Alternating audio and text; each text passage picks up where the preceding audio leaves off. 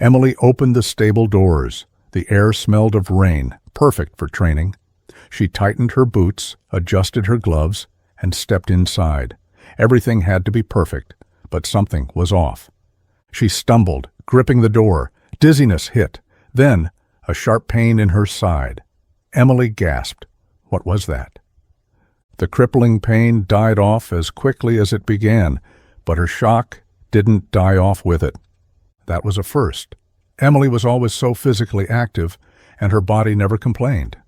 Emily wiped her brow and adjusted her belt with determination. Nothing would stop her from training with Midnight today. She had binged on a series the night before and fallen asleep on a couch. Maybe she just slept weird, she resolved. Any other writer would rest. Emily pushed forward, unlocking Midnight's stall. Midnight stood still, his black coat gleaming. Usually playful, today he was eerily quiet. Her partner. Emily smiled as she ran a hand down his neck. "Morning, boy," she patted him. "Ready to work?" But her smile soon died off. Midnight didn't move. No excited neigh, no playful nudge, just a heavy stare. Emily didn't know either, but she shook it off. She was determined not to let anything ruin her perfectly planned day. Her father's voice echoed in her head. "Push through. It doesn't matter if you're tired if it hurts or if you don't feel up to it. You must finish whatever you start." And she always did. Emily had been riding since before she could walk, or that's how it felt. She was born for the saddle. She was fearless, disciplined, and very relentless. Every bruised knee, every bruised elbow, and every fall from her spooked horse was met with the same expectation. Get back up, and Emily had. Always. Midnight had been there through it all. He had carried her through wins and losses. He knew her as much as a horse could know a person, trusted her, just as she trusted him. They were unstoppable. But that morning, everything was about to change. What do you think will happen? Outside, on the training field, Emily let go of Midnight's reins and swung onto the saddle. Then she grabbed the reins again and began to find her perfect balance. But suddenly, Midnight shifted beneath her, throwing her off balance momentarily. Emily hesitated. What was happening? She wondered. Midnight was stiff, his muscles bunched. Emily nudged him. Nothing. "Come on, buddy." He moved, but sluggishly, his usual power gone. Emily grits her teeth and tightens her grip on his reins. "Push through," she whispered in her head. And push through she did. She led him into a gallop as the wind cut against her face. Midnight had no choice but to obey. He picked up and ran, but it wasn't smooth. It wasn't right. She ignored him. She had already set up their challenges. She would focus on that. Looking ahead, she noticed their first jump was close, an easy one. She pulled his reins and urged him to run faster. She closed her eyes and waited to feel them fly in the air as he lunged. The jerk took her by surprise. Midnight jumped some seconds too late. It was the easiest hurdle, and he still faltered. Emily was getting angry now. She dug her heels in. They cleared the next jump, but this time the landing jarred her. The landing was so wrong it even sent a strange jolt up her spine. Emily was about to scold him when it happened again. The sharp pain again, the same as in the morning. Her vision blurred for a brief moment, and something twisted in her stomach. What do you think was happening? Was it from Midnight? Was she sick? You letting him get away with that? Emily shook herself and turned to see her parents watching from the porch. Her father spoke, and she could hear the judgment in it. Emily turned away from them and sighed. "I've got it," she yelled, loud enough for them to hear. "Doesn't look like it," he answered. Emily gripped the reins tighter. She was having a terrible morning and couldn't afford doubt, not in herself or Midnight. She just needed to get through the session. She exhaled slowly and tried to calm herself. Then she looked down at Midnight and patted him. "You have to relax, buddy," she muttered. "You're acting weird." She adjusted the reins and urged him into a gallop again. The next jump was quite high, but it was nothing they hadn't cleared many times before. It was a routine leap, so Emily knew they could clear it. She urged him forward again, her adrenaline pumping, But suddenly, Midnight skidded to a stop so abruptly that Emily lurched forward, nearly losing her balance. "What the hell?" she snapped, trying to stop herself from falling. But Midnight wouldn't budge. He turned his head, with his nostrils flaring, his dark eyes locked onto hers with an intensity that sent a shiver down her spine. Emily gasped. Do you think Midnight was trying to tell her something? "He's testing you! Push him harder!" her father shouted from the porch, shaking her from her trance. "Yeah," she shouted back. "I got it." "You've been riding your whole life. Midnight follows your lead, not the other way around." Her mother yelled too. Right. She had trained for this. Midnight was her partner, her horse. He had to obey. Emily squared her shoulders. She sat up and pushed on like her parents instructed. She even snapped at Midnight, and it worked. The next few jumps were smoother, but the uneasy feeling lingered. Do you think Midnight was just being stubborn? Finally, they stopped near the fence for a break, and she dropped from the saddle. Emily exhaled in relief and ran a hand down his neck, trying to pet him. Midnight's breathing was steady. Momentarily, she thought he was fine. But then he nudged her. It was not a soft, affectionate nudge, but an insistent press against her leg. "What?" Emily frowned. But Midnight nudged her again, harder this time. Emily shook her head. "You're being too weird today, buddy." She reached for the saddle. Midnight blocked her. He circled her, then grabbed her sleeve and yanked. "Midnight, stop!" He shoved her spine, right where the pain had started. "What the hell?" Finally, her patience snapped. "Enough!" Her voice rang through the training field. Midnight froze. They stared at each other, and it became a silent standoff. She had never yelled at him before, and Midnight had never acted like this. The unease was impossible to ignore now. "I don't know what's gotten into you, but we have work to do."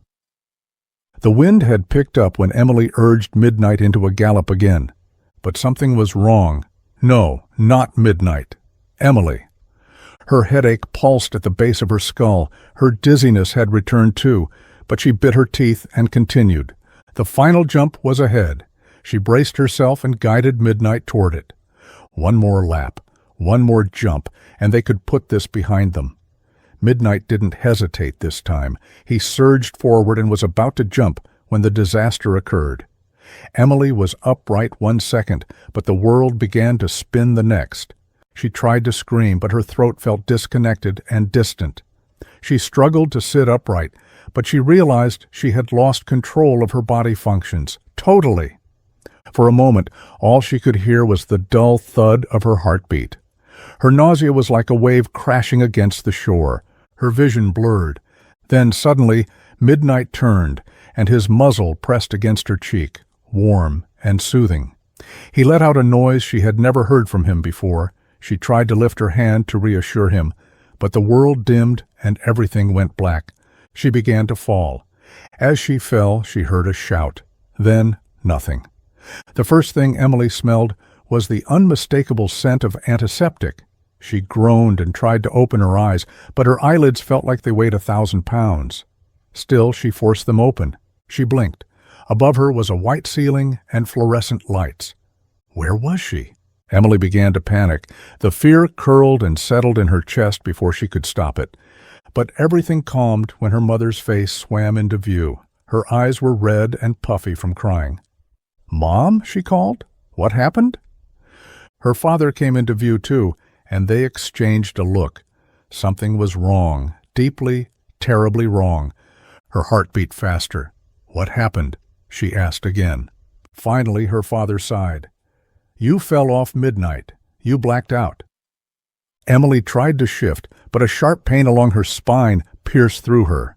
Emily felt scared for the first time. The fall, the dizziness, the pain, and the strange, creeping exhaustion she had ignored for weeks were now here to haunt her. She was still trying to catch her breath when the doctor walked in. "What's wrong with me?" Emily's voice cracked. The doctor held up a scan. "A tumor pressed against your spine." The words hit harder than any fall. The room went still. Emily opened her eyes and squinted at the black and white image, at the shadowed mass near the base of her spine. She barely heard the rest, something about treatment, monitoring, and options. The words blurred together. Her hands clenched the thin hospital blanket as she thought about Midnight pressing against her spine. He had known. His hesitation, frantic nudges, and attempt to pull her back meant he had been trying to tell her. She just hadn't listened. A hollow feeling settled in her chest, heavier than the fear and diagnosis. How could she have ignored him? And now, she didn't know if she would ever ride again. Emily was at the hospital for a week before being discharged and allowed to return home. The house felt different. Emily had grown up within these walls. She had memorized the creaks on the wooden floor and how the evening light created long shadows on the kitchen floor. But now, standing by the front door, everything felt distant, like she had left a piece of herself behind in that hospital room. Nothing here quite fit the same way anymore. She should have gone straight to her bedroom to rest, like the doctors insisted. But there was only one place she wanted to be. Her feet carried her forward before she even made the decision. Outside, to him. The stable smelled of damp hay and earth. Emily's legs were stiff, and her movements were slower than she wanted, but she pushed forward and gripped the wooden fence for balance. And there he was. Midnight stood just beyond the paddock, perfectly still. His ears pricked forward, his gaze locked onto her with a focus that sent a shiver down her spine. Emily swallowed. She had imagined this moment 100 times from her hospital bed. But now, standing here, her throat felt tight. Midnight had always met her at the gate, always nudged her impatiently, eager to run, move, and train. But today, he didn't move an inch. A lump formed in her throat. Slowly, she stepped forward. The wooden gate groaned as she unlatched it. Midnight still didn't move. Emily reached out with trembling fingers. When her palm pressed against his warm muzzle, he finally let out a long, deep exhale, as if he had been holding it for weeks. A weight in her chest cracked. "You knew," she whispered.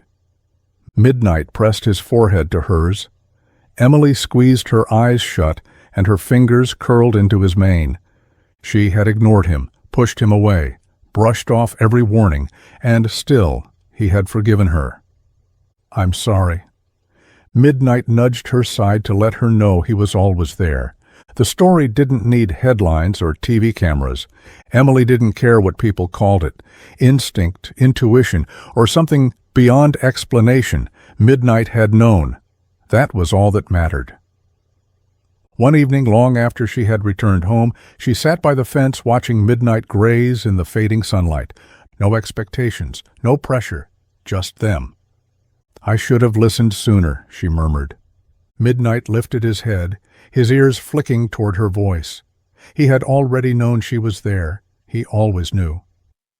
Emily pulled herself onto the fence, perching on the top rail. Her body still ached, but she was learning to slow down, to listen. Midnight stepped closer, his breath warm against her fingers. He nudged her. She smiled. She had spent her whole life chasing control, perfecting routines, mastering techniques, proving she was strong enough.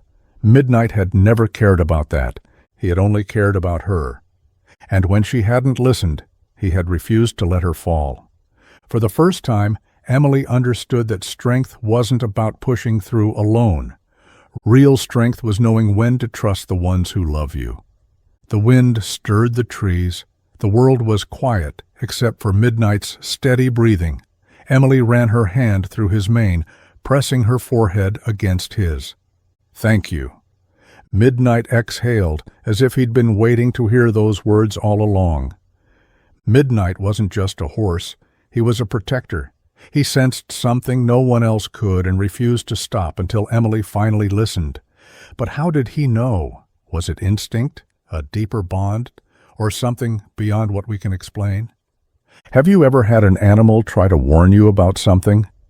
Do you think they can sense things before we do? Let us know in the comments.